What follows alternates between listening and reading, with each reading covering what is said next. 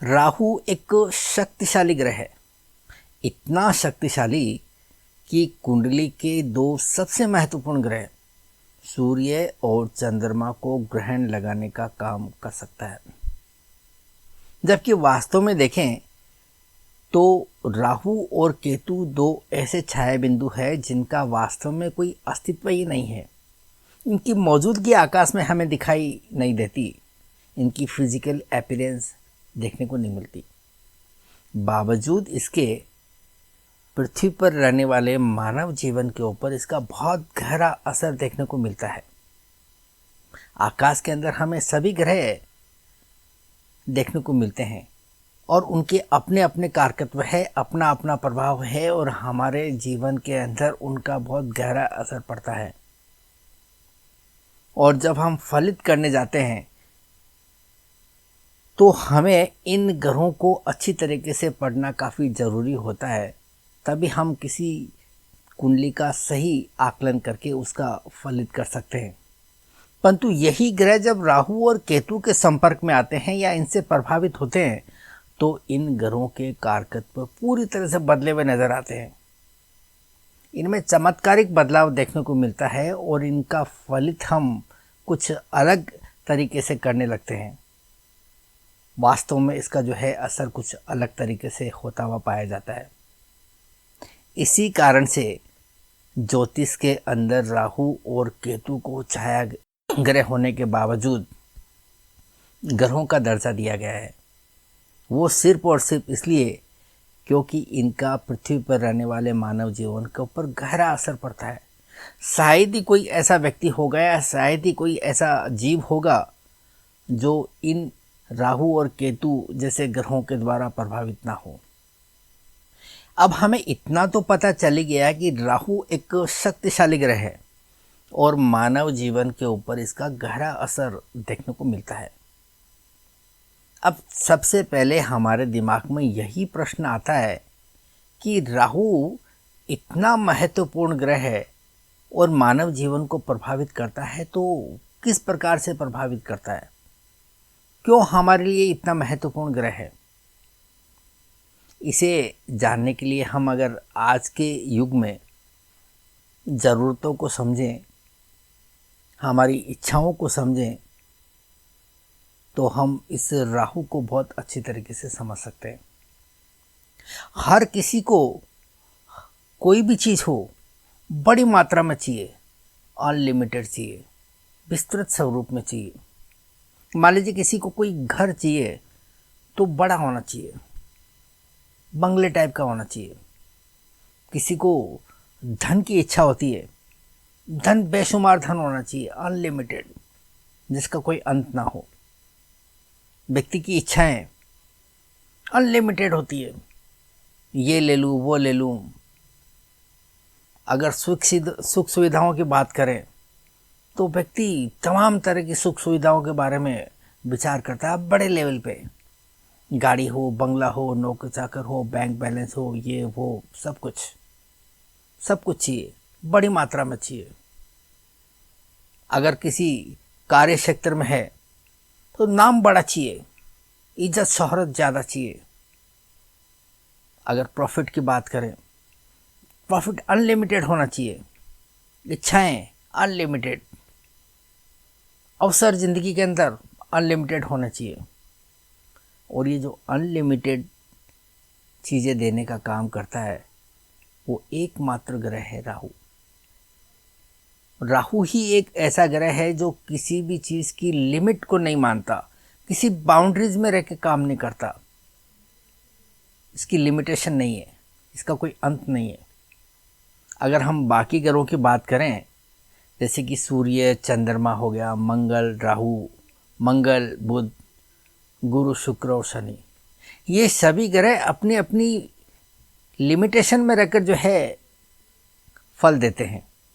परंतु राहु की कोई लिमिटेशन नहीं है, राहु की कोई अंत नहीं है, राहु की कोई बाउंड्रीज नहीं है। अगर हम इसको लॉजिकल तरीके से समझना चाहें तो हमें इस राहु की स्थिति को समझना होगा। अगर हम राहु को देखें तो राहु के पास में धड़ के ऊपर वाला हिस्सा है जिसके अंदर मस्तिष्क आता है। और मस्तिष्क की बात करें तो शरीर के अंदर मस्तिष्क को पावर हाउस कहते हैं। पावर हाउस इसलिए क्योंकि मस्तिष्क के द्वारा ही शरीर की सभी इंद्रियां नियंत्रित होती है। आप शरीर के किसी भी अंग को देख लो, किसी भी इंद्रिय को देख लो, वो मस्तिष्क के द्वारा ही निर्देशित होती है और फिर मस्तिष्क के द्वारा जो निर्देश मिलते हैं उनको एग्जीक्यूट करने का काम करते हैं। यानी कि पूरा का पूरा कंट्रोल जो है मस्तिष्क के ऊपर होता है और मस्तिष्क के अंदर जो है तमाम तरह के विचार आते हैं, तमाम तरह की सोच आती है। व्यक्ति की सोच विकसित होती है तभी व्यक्ति को जो है ग्रोथ मिलती है, उसी तरह के काम करते हुए नज़र आता है। और जो माइंड के अंदर सोच की बात होती है उसकी कोई सीमाएं नहीं होती, अमर्यादित होती है। वो किसी भी लेवल पर जाकर सोच सकता है, किसी भी लेवल पर जाकर व्यक्ति का जो है दिमाग कहाँ से कहाँ तक पहुँच जाता है इसका कोई अंत नहीं होता। इसीलिए कहा जाता है कि राहु जो है अनलिमिटेड सोच देता है। किसी चीज़ की लिमिट यहाँ राहु के पास में जो है देखने को नहीं मिलती है। इसके अलावा हमें शरीर को संचालित करने के लिए, एनर्जेटिक बनाए रखने के लिए खाने की आवश्यकता पड़ती है। और राहु के पास में धड़ के ऊपर वाला हिस्सा होने के कारण मुंह का जो भाग आता है वो राहु के पास में होता है। मुंह के द्वारा हम खाते हैं किसी भी चीज़ को और पेट के द्वारा हजम करते हैं। पेट जो है लिमिटेशन को दर्शाता है कि आप इससे ज़्यादा नहीं, बस इतना ही काफ़ी है। परंतु राहु के पास में सिर्फ जो है ऊपर वाला हिस्सा है, पेट वाला हिस्सा है ही नहीं। इसका मतलब ऊपर से जितना डालना है डालते चले जाओ, उसकी कोई मर्यादा नहीं है, क्योंकि नीचे पेट नहीं होने की वजह से यहाँ पर कोई लिमिटेशन नहीं है, कोई बाउंड्रीज नहीं है। तो इससे आप जो है एक अंदाज़ा लगा सकते हैं कि राहु की प्रकृति क्या है। देते जाओ देते जाओ देते जाओ, जितना सोचना है सोच सकते हो, अनलिमिटेड सोच सकते हो। आपकी जो है कोई लिमिटेशन नहीं है, कोई बाउंड्रीज नहीं है। इसीलिए कहते हैं कि राहु कुंडली के जिस भाव में होगा उस भाव से संबंधित चीज़ों को अनलिमिटेड स्वरूप के अंदर देगा। अगर हम राहु की विशेषताओं की बात करें, राहु के कारकत्वों की बात करें, तो मुझे जो सबसे ज़्यादा महत्वपूर्ण कारकत्व लगता है, जो सबसे ज़्यादा पावरफुल कारकत्व लगता है, वो यही लगता है कि राहु किसी लिमिटेशन को नहीं मानता, किसी बाउंड्रीज को नहीं मानता। जो भी देता है अनलिमिटेड देता है। इसीलिए राहु कुंडली के किसी भी घर में हो, जिस किसी भी घर में हो, उस घर से संबंधित चीज़ें व्यक्ति को अनलिमिटेड स्वरूप में मिलती है। यदि राहु अच्छी स्थिति में हो, राहु ताकतवर हो, तो आप ये कह सकते हैं कि उस घर से संबंधित जो है अच्छी चीज़ें, अच्छे परिणाम हमें अनलिमिटेड स्वरूप के अंदर मिलेंगे। पर यही राहु यदि नेगेटिव हो, नेगेटिव ग्रहों के प्रभाव में हो, तो फिर यही राहु जो है नेगेटिव परिणाम भी जो है अनलिमिटेड स्वरूप में ही हमें देगा। तो इस प्रकार से राहु के एक महत्वपूर्ण कारकत्व को हमने समझने का प्रयास किया कि राहु हमारे लिए क्यों इतना ज़्यादा महत्वपूर्ण है। अब हम इसी राहु को कुंडली के 1 से लेकर 12 भाव तक समझना चाहेंगे कि किस किस भाव के अंदर राहु हमें किस किस प्रकार के जो है नतीजे दे सकता है। हम बात करते हैं लगन की। अगर लगन के अंदर राहु हो तो आपको ये एक बहुआयामी सोच देता है, सोच का एक बड़ा दायरा देता है, जिसके अंदर आप अनलिमिटेड लेवल पर जाकर सोचते हैं।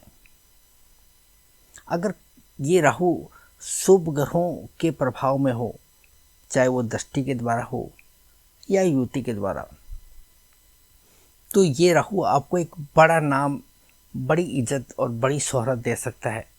आप अपना एक मुकाम बना सकते हैं। आप जो भी सोचेंगे बड़े लेवल पर सोचेंगे।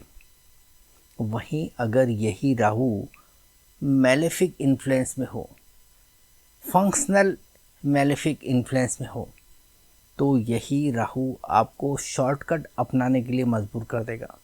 आपसे यही राहु अनैतिक काम करवाएगा बड़े लेवल के ऊपर। और जब आप इस प्रकार की गतिविधियों में लिप्त होंगे और जब फंसेंगे तो फिर आपकी बदनामी भी जो है बड़े लेवल पर ही होंगी। परंतु ये राहु लगन के अंदर है। लगन को हम धर्म त्रिकोण के अंदर लेते हैं। लगन के अंदर मेष राशि आती है जो कि अग्नि तत्व की राशि है। मंगल भी अग्नि तत्व का ग्रह है और अग्नि कभी भी जो है करप्ट नहीं होती है। इसलिए राहु अगर लगन में बैठा हुआ है और अच्छी स्थिति में है, प्रभावशाली स्थिति में है, तो ये राहु व्यक्ति को स्ट्रेट सोच देता है।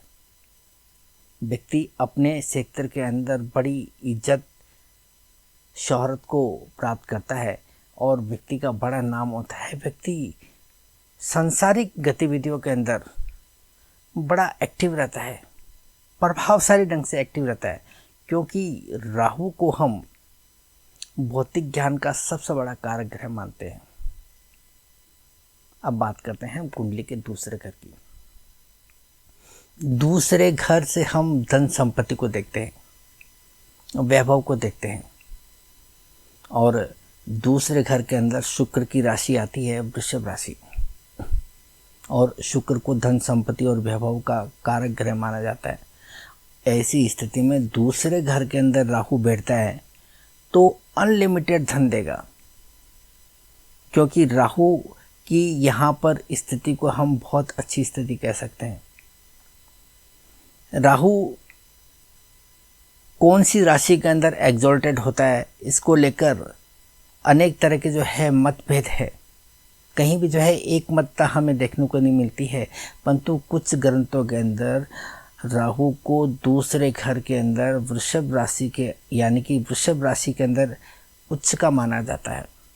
हम उस उच्च या नीच के लफड़े में अगर नहीं भी पड़े तो हम इतना तो कह ही सकते हैं कि राहु दूसरे घर के अंदर बहुत अच्छा माना जाता है, क्योंकि ये धन संपत्ति को जो है कहीं गुना जो है बढ़ा देता है, मल्टीप्लाई कर देता है, उसको जो है काफ़ी बड़ा चढ़ा कर जो है अनलिमिटेड स्वरूप के अंदर देता है।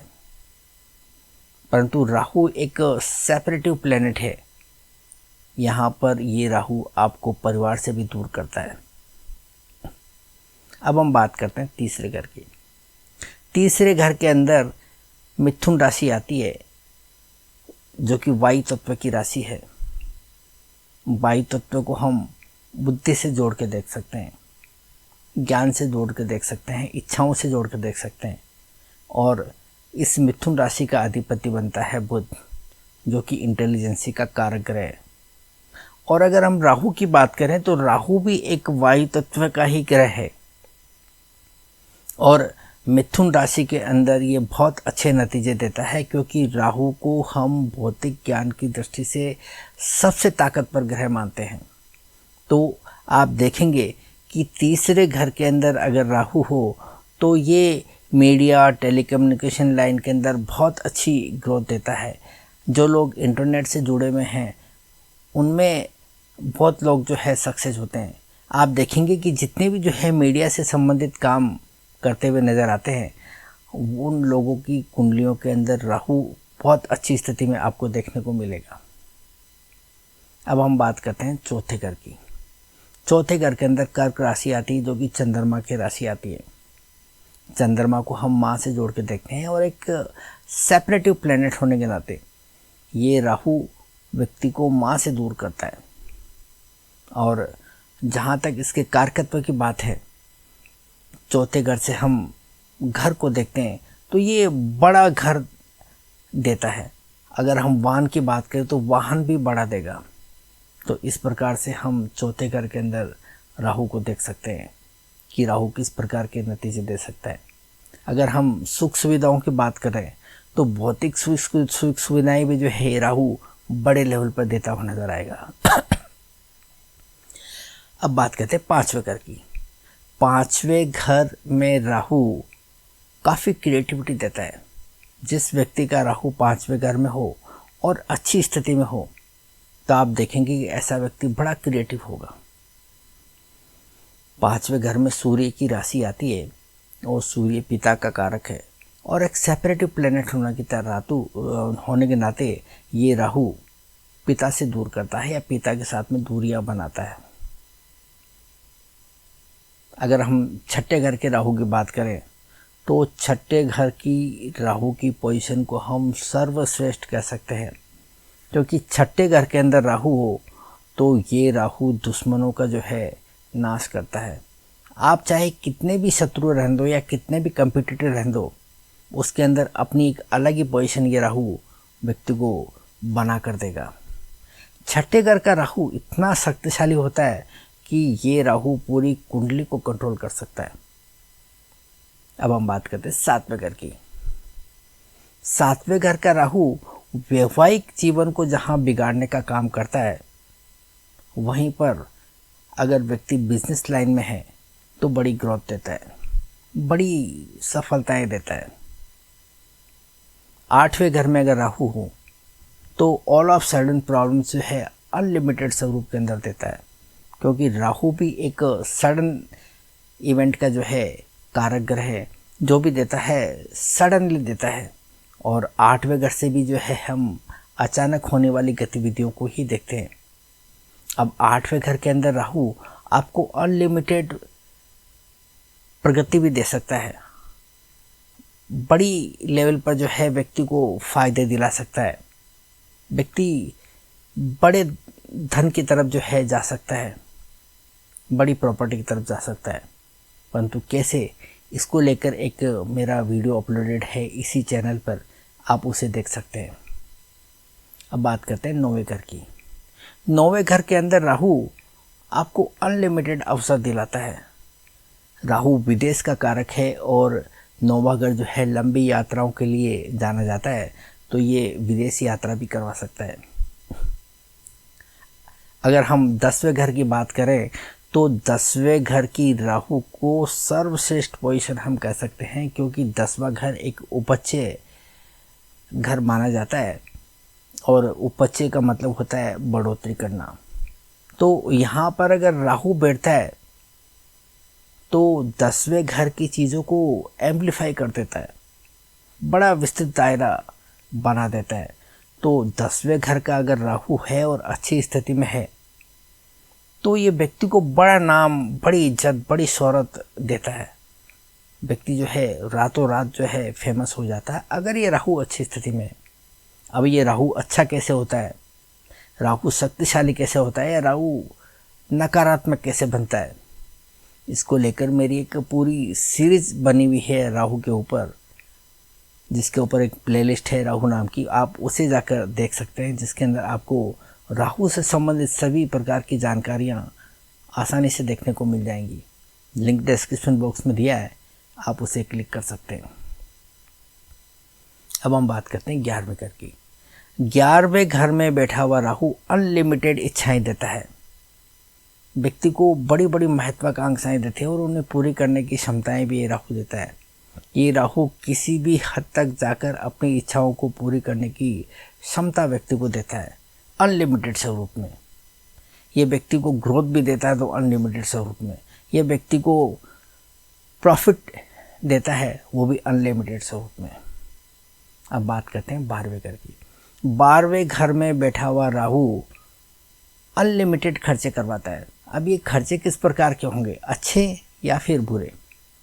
अगर हम 12वें घर की राहु की बात करें, 12वें घर का राहु यदि 1, 5, 9 यानी कि त्रिकोण, धर्म त्रिकोण के अधिपतियों से कनेक्टेड रहा, चाहे वो दृष्टि के द्वारा हो या फिर युति के द्वारा, तो ऐसा राहु आपको अच्छे कार्यों के अंदर ही खर्चा करवाएगा। परंतु यही राहु अगर त्रिष्टाय भाव यानी कि 3, 6, 11 के अधिपतियों से कनेक्टेड हो, चाहे दृष्टि के द्वारा या युति के द्वारा, तो आप देखेंगे कि ऐसा व्यक्ति जो है अपने विलासिता से पूर्ण कामों के अंदर जो है लिप्त पाया जाएगा। अय्यासी के कामों में व्यक्ति जो है खर्चा करते हुए नजर आएगा। तो इस प्रकार से आप बारहवें घर के राहु को समझ सकते हैं। 12वां घर विदेश का होता है और राहु भी विदेश का कारक है, तो इस लिहाज से भी ये काफ़ी महत्वपूर्ण हो सकता है। तो ये था राहु को लेकर एक विश्लेषण, जिसमें हमने राहु की ताकत के बारे में समझने का प्रयास किया कि राहु इतना शक्तिशाली क्यों है। राहु के महत्वपूर्ण कारकत्व के बारे में समझने का प्रयास किया कि राहु हमारे लिए इतना ज़रूरी क्यों है। साथ ही साथ कुंडली के अंदर 1 से लेकर 12 भाव तक राहु हमें किस प्रकार के फल दे सकता है, इसको भी हमने संक्षेप के अंदर समझने का प्रयास किया। राहु एक बहुत बड़ा विषय है, इसके बारे में जितना कहा जाए, जितना बोला जाए, जितना समझा जाए उतना कम है। कोई भी व्यक्ति बड़े कॉन्फिडेंस के साथ में ये नहीं कह सकता है, बड़े से बड़ा ज्योतिषी भी जो है ये दावा नहीं कर सकता कि मैंने राहु को पूरी तरह से समझ लिया है। अगर कोई ऐसा कहता है तो समझ लीजिए कि वो सरासर झूठ कहता है, क्योंकि राहु को आज तक कोई भी पूरी तरह से समझ पाया ही नहीं है। हाँ, कोशिश ज़रूर की जा सकती है कि इसे ज़्यादा से ज़्यादा समझा जाए, और इसीलिए राहु के ऊपर मेरी एक सीरीज़ है, और इस सीरीज़ के अंदर मैंने राहु के ऊपर सभी विषयों के ऊपर प्रकाश डालने का प्रयास किया है। आप उस सीरीज़ को जाकर देख सकते हैं। उस सीरीज़ के अंदर आपको कुछ ऐसी चीज़ें देखने को मिल सकती है जो आपके लिए काफ़ी यूज़फुल हो सकती है। और आपने अगर चैनल को अभी तक सब्सक्राइब नहीं किया तो इसे आप सब्सक्राइब कर सकते हैं, क्योंकि इस चैनल पर ज्योतिष से रिलेटेड इन्फॉर्मेटिव वीडियो आपके लिए लगातार अपलोड होते रहते हैं, और आपका सब्सक्राइब करना प्रेरणा का स्रोत बनता है। और आप में से कोई भी किसी भी समस्या पर मुझसे कोई कंसल्टेंसी लेना चाहें, या फिर अपने बर्थ चार्ट का एनालिसिस करवाना चाहें, या फिर मुझसे ज्योतिष सीखना चाहें, तो आप नीचे दिए हुए नंबरों पर डायरेक्ट कॉल कर सकते हैं या फिर व्हाट्सएप मैसेज कर सकते हैं। हमारे यहाँ पर सभी समस्याओं का ज्योतिषीय समाधान बड़ी डिटेलिंग के साथ में और प्रामाणिकता के साथ में किया जाता है। और एक बार जाते जाते मैं आपको और रिपीट करना चाहूँगा कि आप चैनल को ज़रूर सब्सक्राइब कर दीजिए, वीडियो को लाइक, कमेंट और शेयर कर दीजिए। इतना तो बनता है, क्योंकि एक वीडियो बनाने के लिए काफ़ी मेहनत लगती है, और ये मेहनत सिर्फ़ और सिर्फ आपके लिए की जाती है। और मेरा वीडियो बनाने का एक इंटेंशन रहता है कि कोई भी वीडियो यूज़लेस ना हो, वो आपके लिए यूज़फुल हो और आपकी ग्रोथ के अंदर शामिल हो। तो उम्मीद करता हूँ आप मेरे प्रयासों का समर्थन करेंगे। तो आज के लिए इतना ही, मिलते हैं अगले किसी और वीडियो में। तब तक के लिए इजाज़त। Thank you.